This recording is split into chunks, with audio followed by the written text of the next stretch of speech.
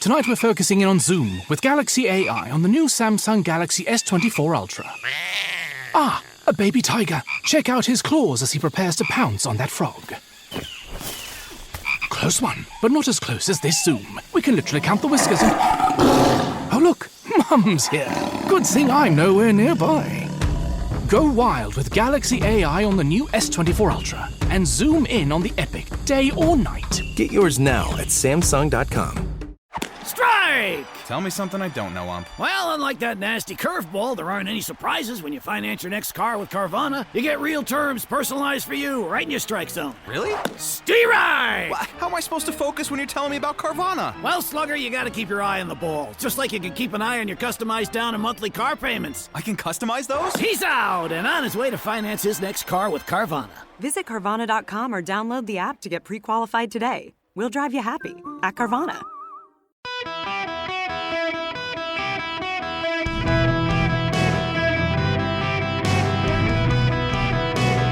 Welcome to the Eric Erickson Show podcast, Hour 3. Greetings, friends. Welcome. It is Eric Erickson here nationwide. The phone number is 877-973-7425.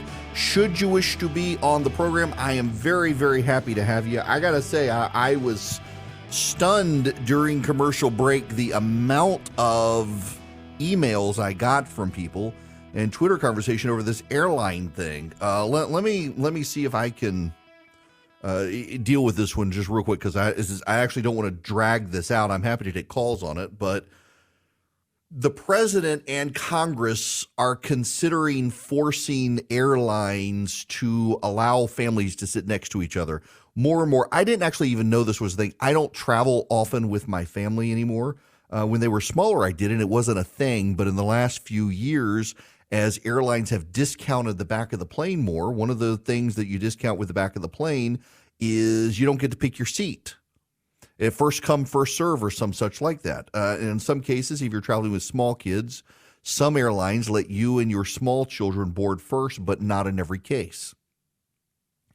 I personally think it is rude and an inconvenience, not just to the parents, but also to the random strangers who must otherwise sit with a child who is unaccompanied because their parents in some other part of the plane.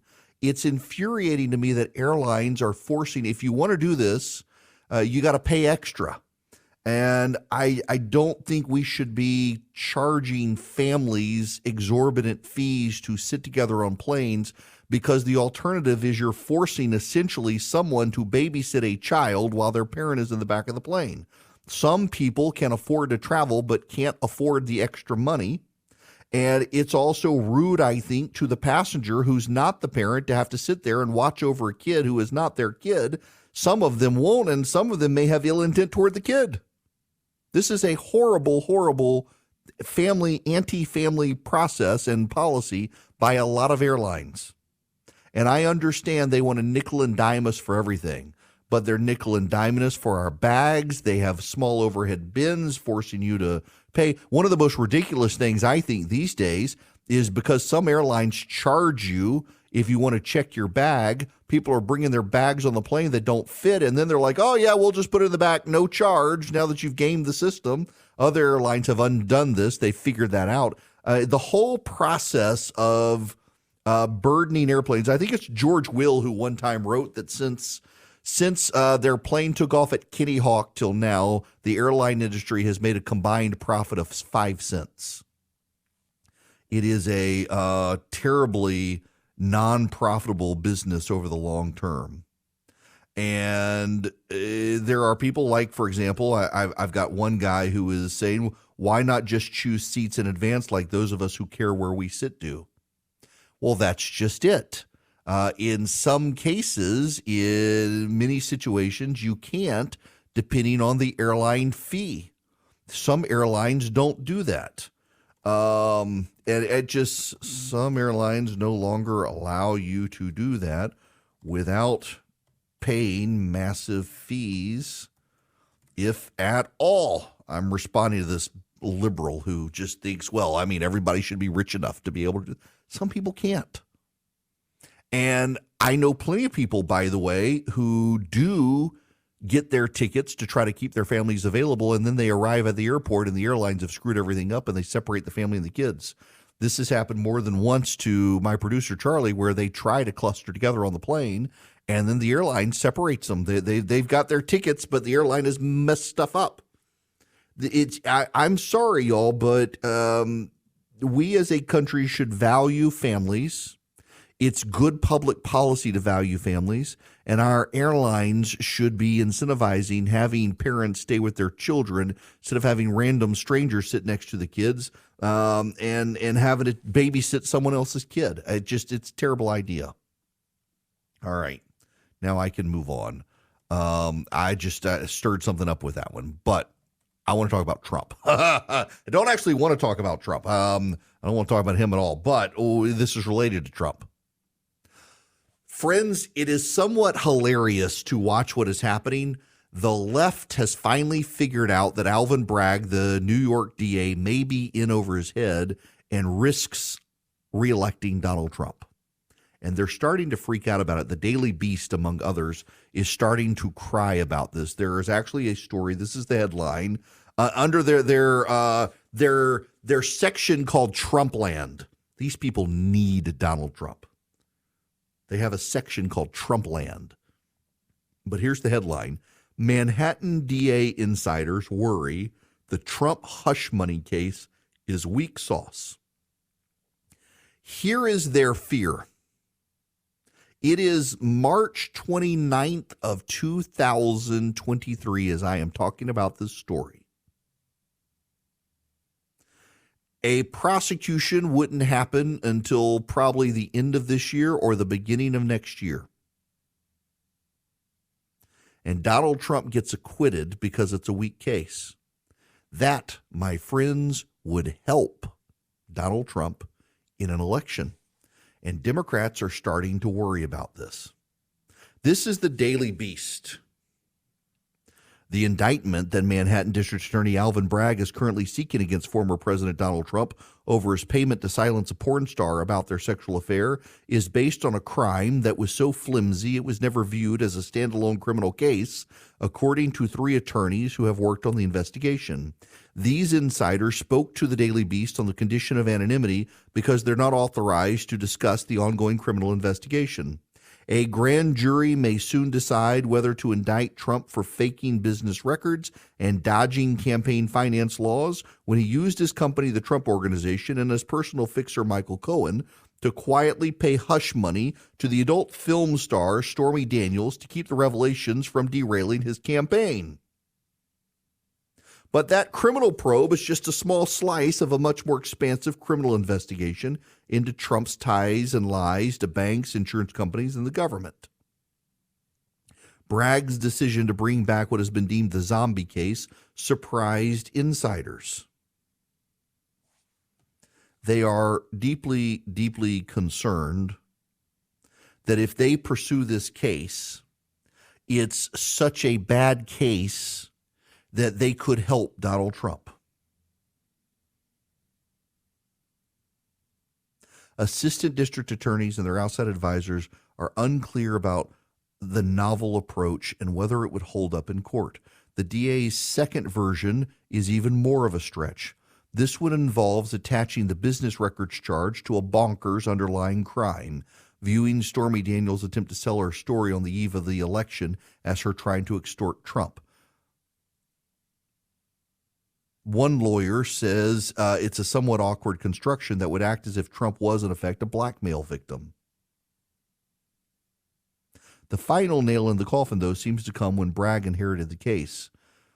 The former DA, Cyrus Vance, thought it was too flimsy. Bragg says he couldn't see a world in which he used Michael Cohen as a witness to indict Trump. And yet here he is now using Michael Cohen. There's another story in New York Magazine also freaking out about this, how Michael Cohen's big mouth could derail the Trump prosecution because Michael Cohen has a problem. He can't tell the same story twice, getting the same facts. Y'all, friends, I told you on Monday that this case should not be brought. David French in the New York Times thinks this case is a nonsensical case. And more members of the left are starting to realize what could happen. You run a flimsy case with Donald Trump. So the background, if you weren't here on Monday, let me explain this one to you real quick. The charges against Donald Trump, essentially cooking the books to cover up paying the porn star, is a misdemeanor under New York law. To make it become a felony, and by the way, a misdemeanor, the statute of limitations have run. To make it a felony, so you actually get jail time and expand the statute of limitations, you got to tie it to an underlying crime. The underlying crime the DA wants to use is to claim that this was a campaign finance violation, except campaign finance violations are a federal crime, not a state crime. And no federal prosecutor has chosen to prosecute this. So the DA wants to take the campaign finance statute, say it's a federal crime, even though no one prosecuted it, tie it to the cooking the books and say, look, here I've got my felony, so I can get around the statute of limitations. It's never been done before in the history of this republic. No one at the state level has ever prosecuted a candidate for a federal campaign finance violation to rope in a state statute. This has not been done anywhere in this country ever in the history of the republic, and Alvin Bragg is considering doing it in New York City. It's never been done. It's never been tried. The closest it came was John Edwards in North Carolina, but it was a federal case, and it went to a jury, and the jury threw it out. Why? Because the federal government claimed that John Edwards arranged a payment from someone to, what's her name, Riley Hunter, I think her name was, to cover up his affair with her and his love child so that it didn't affect his presidential campaign. And what the jury concluded was that it actually, you couldn't determine whether it was to cover it up for campaigns or to cover it up and keep it from his family. And that would be Donald Trump's defense, is that, of course, he paid for Stormy Daniels to shut up because he was afraid his wife would find out, not because the public would find out. And how do you tell which is which? Other than you want to throw him in prison? It wouldn't be a really fair trial. It's very plausible he did it also to cover it up from his wife because he had a big, big prenup with his wife where she can't get a dime from him unless he committed adultery. So what are you going to do? And if you take it to trial and you drag it out and it gets to the election year and he gets found not guilty, suddenly he skyrockets in the polls. Alvin Bragg could get Donald Trump reelected president of the United States. The left, after weeks and months of trying to get the blankety blank, finally realizes that getting the blankety blank means they get him reelected, and they really don't want to reelect Donald Trump.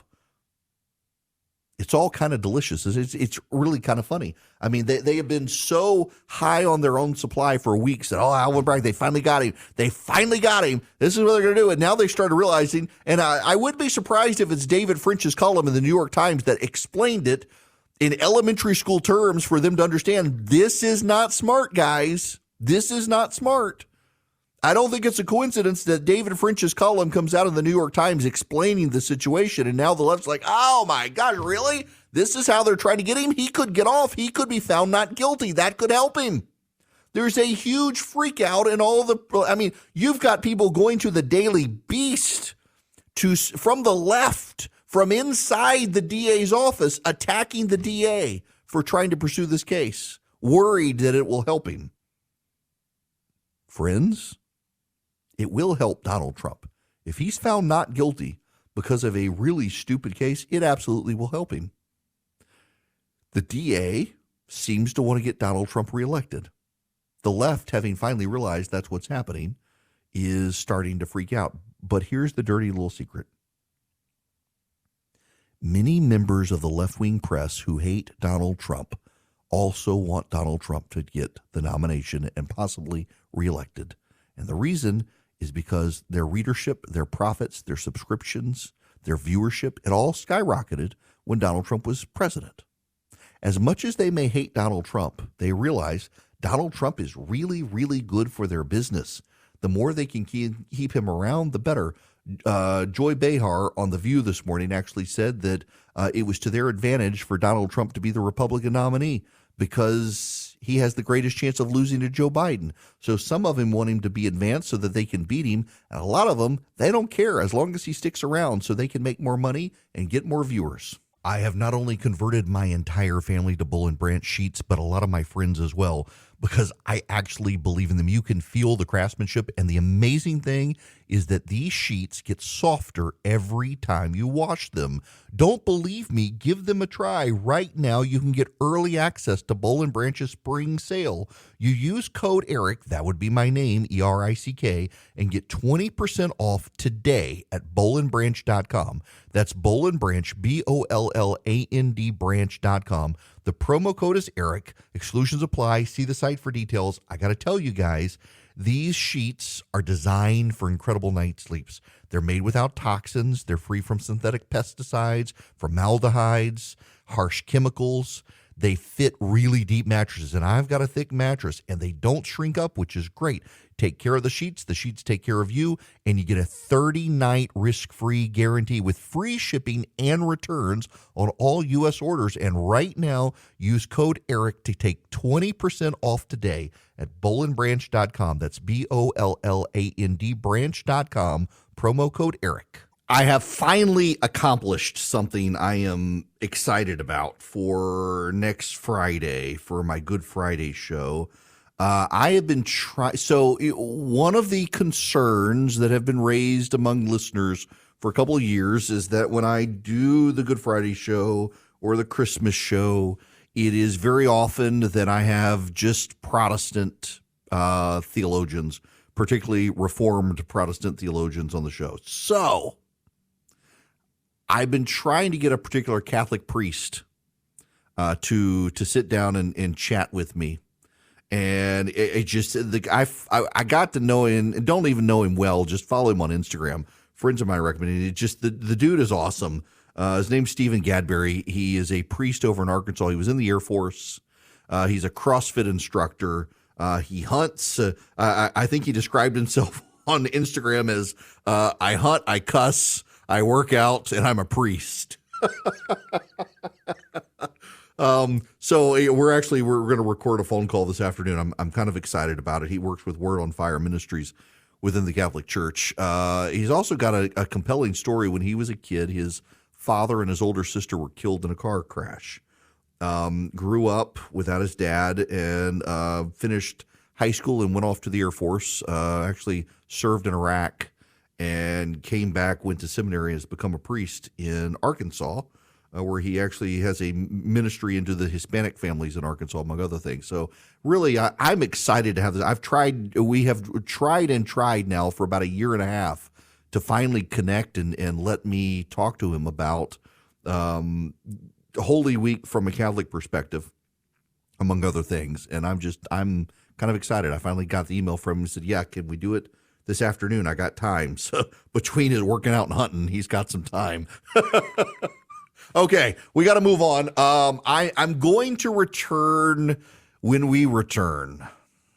I don't want to, but I feel like I got to. I think I need to the gun issue, which I'm kind of exhausted by already, but I think it's necessary. Right now, however, there's an interesting story out in the Hill. This is a report on a survey from Monmouth University, which had a pretty good track record in 2022. Monmouth University kind of dialed in on 2022, and a lot of people, myself included, were like, I think they're off. They're not showing the conservative wave I know is coming, and they're like, there's not going to be one. And we were all like, that's not true. And it turned out they were right and we were wrong. Only 1 in 4 Democrats want Joe Biden to run for re-election in 2024. 25% of Democratic respondents say they want Biden to run for re-election in 2024. 44% say they believe Biden should step aside and let another person in the party run, and 30% say they have no preference. When a quarter of the Democrats, a quarter of the Democrats want him to run and 44% don't, that's a pretty damning indictment on the state of play for the Democratic Party right now. Here's the problem. Who would they get if not him? Do they go with, what's his name? Gavin Newsom? He'd be too far left for most of the nation. Do they go with Kamala Harris? Democrats think she's too incompetent to run. Do they go with Elizabeth Warren, too old and angry? Who do they go with if they don't have Joe Biden? That's the problem. They don't have anyone. They don't have anyone. Buttigieg, after all these disasters, a non-starter. It's going to be fascinating to see what happens. Of course, you know he is going to run again. He is going to be the nominee. And if it's not Trump on the GOP side, he probably loses. Welcome. It is Eric Erickson here. The phone number, if you want to be on the program, 877-972-7425. All right, I gotta.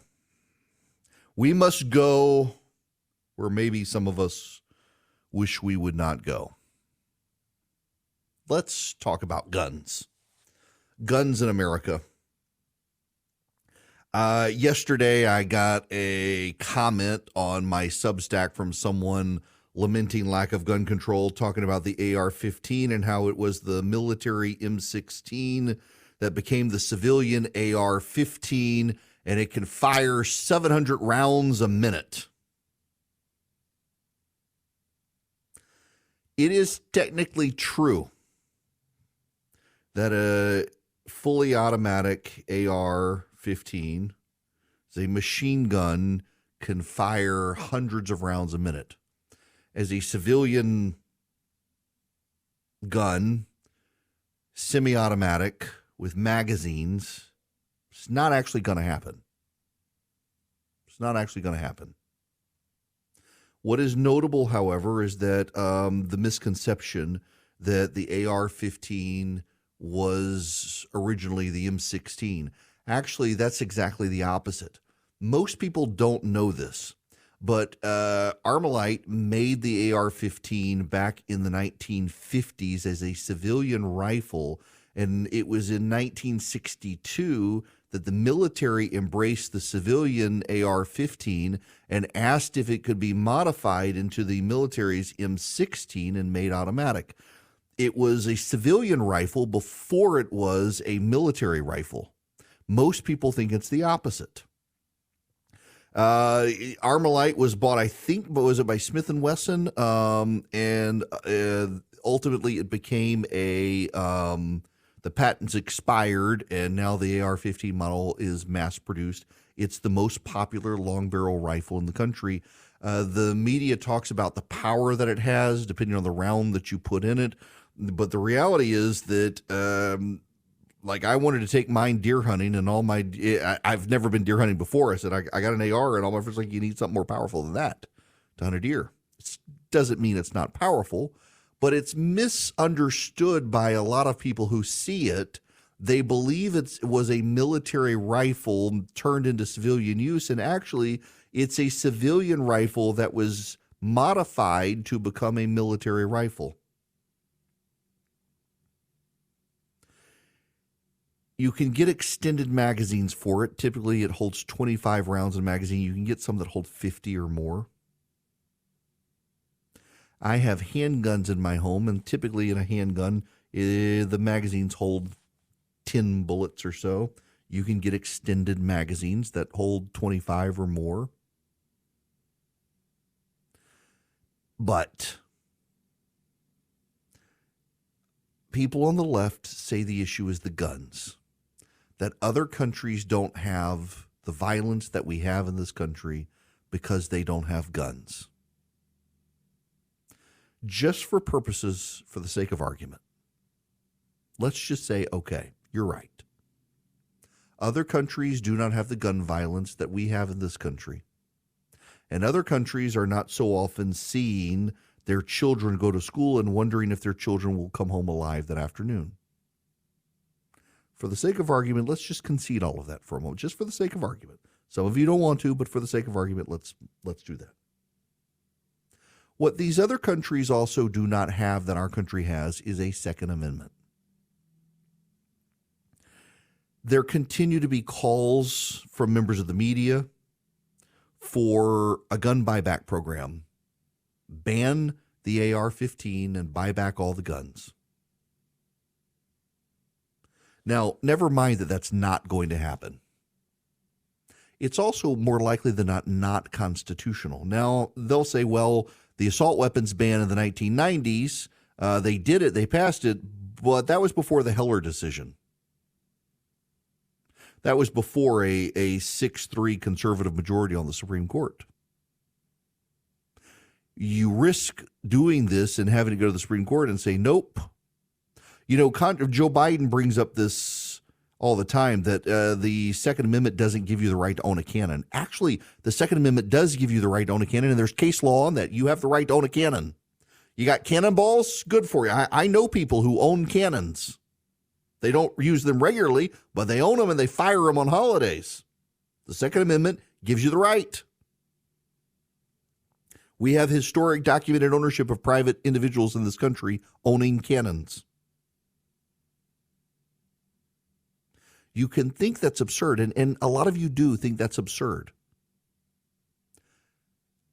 But it doesn't matter because it's true. So what do? I think a lot of people outside the largest, loudest voices would say, yeah, there should be a law that if you are diagnosed suffering from a mental illness, you should not be allowed to own a gun. That idiot, Sonny, what's her name, on The View today, said that she's so opposed to Republicans making this about mental illness because she has a lot of mentally ill people in her family. Obviously, herself included, it seems to me. She's an idiot, though. I don't know that mental illness means you're an idiot, but nonetheless, so she's got a lot of people in her family suffering mental illness, and they're not out shooting up schools. It's about the guns, not the mental illness, except we don't find many sane people showing up at schools, shooting up the schools. Time and time again, it's someone suffering mental illness. So let's say we pass a law that says if you're mentally ill, you can't own a gun. If you've been diagnosed with or under treatment for mental illness, you cannot purchase guns.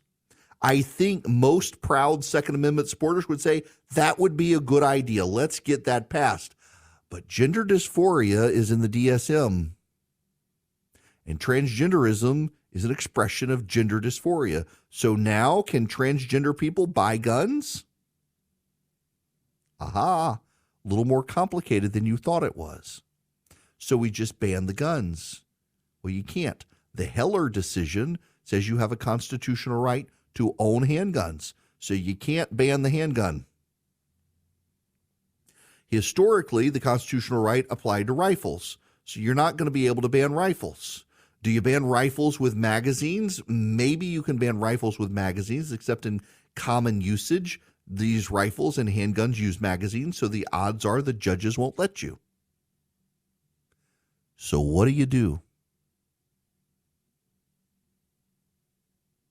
My point here is to suggest to all the grieving people who are angry and want to do something.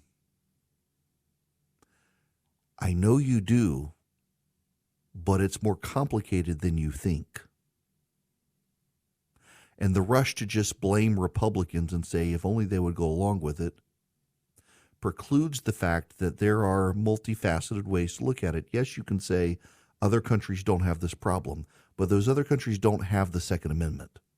And if you want to get rid of the Second Amendment, you need 2/3 of both houses of Congress and 3/4 of the states to do it, and good luck with that. So you're not going to get rid of the Second Amendment. You're not going to get rid of the right to keep and bear arms. You may be able to get rid of assault weapons, so-called assault weapons, but you're not going to get rid of shotguns, and you're not going to get rid of handguns. We have more guns in this country in civilian control than the military does. We have more guns in this country than we have people. So I guess my issue is there anything we can find some common agreement on? Because I think you would find common agreement from most gun owners in this country that people struggling with mental health issues shouldn't have the ability to buy guns. But if we do that, who's to determine the mental health issue? Because gender dysphoria is in the DSM. And there's now a movement among transgender activists to say that gender dysphoria and transgenderism are two different things, even though technically it's not. But I think you could probably get a law passed saying people diagnosed with, suffering from, and not being certified by doctors as being through a mental health issue shouldn't buy guns. You could probably get that. What about expanded background checks? Well, right now you have to buy a gun, you have to go through a background check. And a lot of people think because the Democrats say expanded background checks that matters. A 3-day waiting list, a 3-day period. You got to buy your gun and you can't pick it up for 3 days. That wouldn't have stopped what happened in Nashville. That wouldn't have stopped what happened in Uvalde. It wouldn't have stopped what happened in Newtown. It wouldn't have stopped what happened in Parkland. So that's what you want. It wouldn't actually do anything.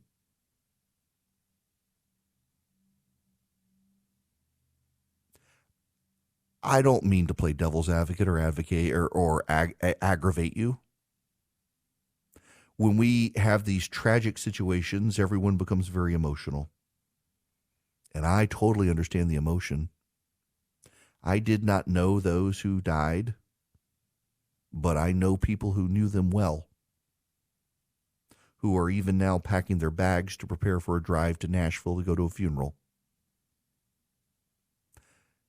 But in our emotions, when people want to just do something, oftentimes they propose things that sound good but are not thought through. I'll tell you something that I suspect we could do. Our federal government allocated a bunch of money to hire 87,000 IRS agents. Could we not pull that money back and redirect that plus some to fund security officers for schools? We have a lot of retired veterans, got a lot of parents who just want to make themselves useful, who could be trained and placed there, security guard, armed to protect the students, trained, do their military training to charge in where others flee. Retired Nashville police officers who clearly, unlike the people in Uvalde, know how to take action and go where angels fear to tread. Could we not agree to that? I saw someone who's on the left say, absolutely not. We don't have enough money to pay teachers. Why are we going to pay security guards? So you don't want to pay the security guards. You want to do the thing that you probably cannot do, as opposed to doing the thing that you probably could do. Yes, in this situation, at the school in Nashville, it's a private school, so it would not be able to take advantage of the money. But private schools around the country are now undoubtedly today doing assessments on how they need to beef up their security and what they need to do to solve security problems. Like this school had glass side doors, and the shooter shot through the glass side doors and was able to get inside. Probably those glass side doors are going to go away. I know a lot of private schools have put in steel reinforced doors. More public schools have as well. Can we not boost funding for security enhancements of schools? Can we not boost funding for security guards? And I realize emotionally you say, but we shouldn't have to. We shouldn't have to do this. No, we should not have to do this. But if frogs had wings, they wouldn't bump their butts when they jumped. And because they bump their butts when they jump, they don't have wings. And we have a Second Amendment and more guns in this country than we have people already. And people can buy guns, and we're not going to stop them because we're not going to repeal the Second Amendment. So can we at least fund security officers for our schools? Take the emotion out of it and ask what we can do. You can't repeal the Second Amendment. You don't have the votes. You can't pass an assault weapons ban because you don't have the votes, and it probably would be held unconstitutional at this point, given the court. But you probably could get conservatives to agree that people battling mental health in a diagnosed clinical fashion shouldn't be able to go out and buy a gun. And you undoubtedly could get conservatives to pull back the funding of IRS agents and instead fund security at schools. Do you want to do that? Do you want to make progress? Or do you want to emote and continue to emote the next time there's a shooting as well because there wasn't an armed security officer there to stop the shooter? It's on question for you. Now, one of the entities out there that supports conservatives and supports the Second Amendment and supports the pro-life movement and supports getting conservatives elected against the wokes. It's called Patriot Mobile, and the only thing you have to do to support them is move your cell phone plan to them.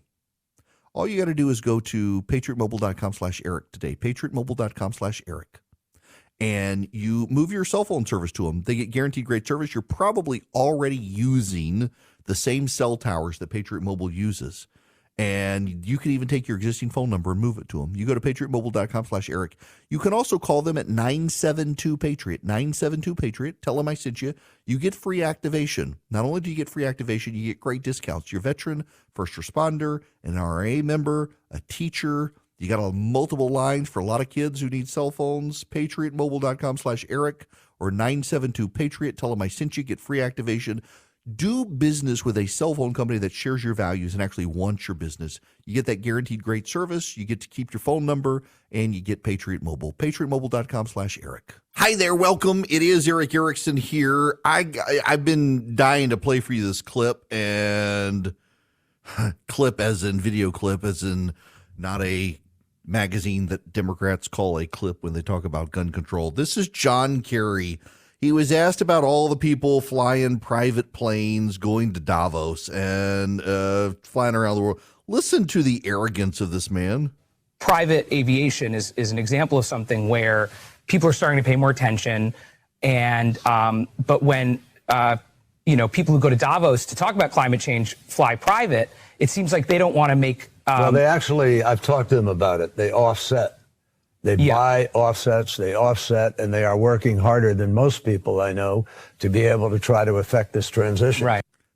So they buy indulgences. That's what it's called. It's an indulgence. Your get out of sin card. You buy an indulgence. They call it an offset. We're planting trees in Brazil to offset our carbon. No, they're not. It's such a scam. And they're working harder than most people. You get that? This is the arrogance of a man who doesn't want to give up his private jet. I want to fly private. I want to go out. I picked it out. I want a Cessna Longitude, which is a reasonably priced $24 million plane, and let Priority Jet manage it for me. I actually want to fly on it. Anybody got a Longitude I could borrow? I want to check one out. I want to fly private. I want to have enough money to fly private and stop getting yelled at while I'm peeing at the airport, which happens. But I won't be thinking I'm some virtuous soul for doing it. No, I'll be flying over the rest of you laughing that you're stuck in line at TSA getting your prostate checked while I'm on board my plane. I really want to do this. The idea, though, this arrogant idea that these people work harder than you and care more than you and have the money to pay indulgences called offsets so that they get the privilege of flying their polluter jet should be offensive to everyone. This is the thing that gets me. I think more and more people realize worldwide, not just in this country, how so many of the wealthy elite really do look down on everyone else, not just as they're flying by, but when they're in their private limousine, looking at the poors along Manhattan, along Fifth Avenue in Manhattan. They live in a world unlike the rest of us, and they demand that we make the sacrifices they themselves will not make. It is the hypocrisy of it all. It is Animal Farm, where the pigs and the farmers began to look more and more alike, and the poor pigs, the equal pigs, could not tell the farmers from the negotiator management pigs. This is what's going on. And people realize, because of social media, because of our interconnectedness, they realize these days so many of the wealthy preach a gospel they do not believe. They preach a message of environmental renewal they refuse to practice. We've got to sacrifice so they can live their comfortable lives, and people have had enough. It undermines their entire agenda, and having John Kerry be the face of it is marvelous because he exposes that hypocrisy through his idiocy every single time he speaks. Lucky Land Casino, asking people, what's the weirdest place you've gotten lucky? Lucky? In line at the deli, I guess? Aha, in my dentist's office. More than once, actually. Do I have to say? Yes, you do. In the car before my kids' PTA meeting. Really? Yes. Excuse me, what's the weirdest place you've gotten lucky? I never win and tell. Well, there you have it. You can get lucky anywhere, playing at LuckyLandSlots.com. Play for free right now. Are you feeling lucky? No purchase necessary. Void where prohibited by law. 18+. Terms and conditions apply. See website for details.